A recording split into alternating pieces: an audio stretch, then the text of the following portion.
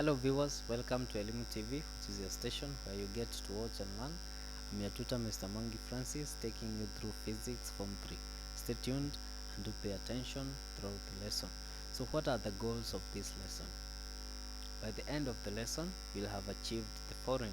You'll be able to derive Newton's first law of motion and solve problems involving Newton's law. So the first law of motion.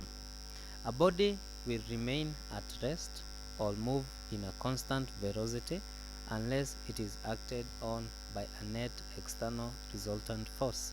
This law is also referred to as the law of inertia. So note that number one, we must have a constant velocity, which means that a constant speed along a straight line. Number two, the reluctance of a body to having its velocity changed is known as inertia. That's why this law is referred to as the law of inertia. So examples of Newton's first law, you will realize that for us to push, or for this man to push this box, he has to the box resists motion at first, because this man must overcome friction.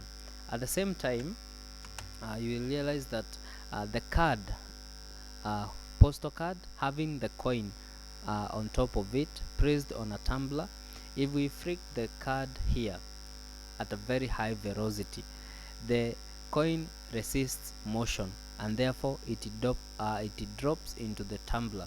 This is a clear indication that a body remains in its state of rest or uniform motion unless acted upon by an external force. What about second Newton's law of motion? The acceleration of a body constant mass is related to the external resultant force acting to the body by the equation, and this gives us resultant force is given by mass multiplied by acceleration, that is F is equals to ma. Now let's try to solve a given question using the Newton's laws of motion. So calculate the force required to cause a car of mass 1200 kilogram to accelerate at 6 meters per second square.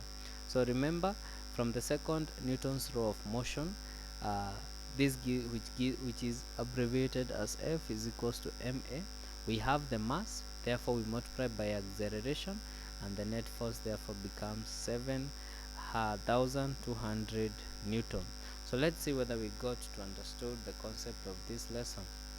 Calculate the acceleration produced by a force of 20 kilonewtons on a mass of 40 grams. Refer this to secondary physics students book 4, or that is book 3, or send us a text through the numbers on your screen, or visit our YouTube channel Elimu TV or Facebook page respectively, or give us a tweet at Elimu TV _KE. Once again, I'm your Twitter. Stay tuned for more lessons to come.